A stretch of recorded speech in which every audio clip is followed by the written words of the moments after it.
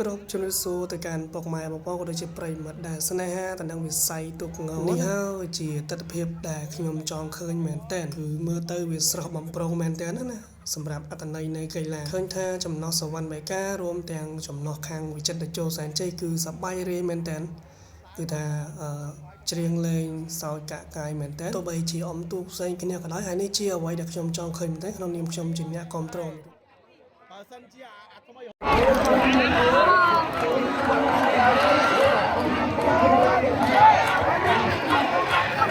បៃកាសបាយដល់ជាងបានលេខ1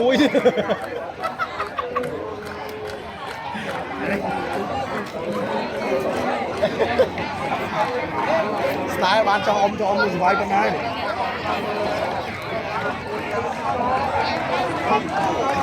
ទូកនេះចេះដែរ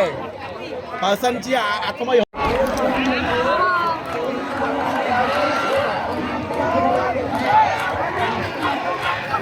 បៃកាសបាយដល់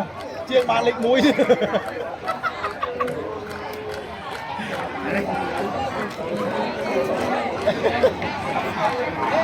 ស្ដាយបានចង់អ៊ំមួយសបាយប៉ុណ្ណា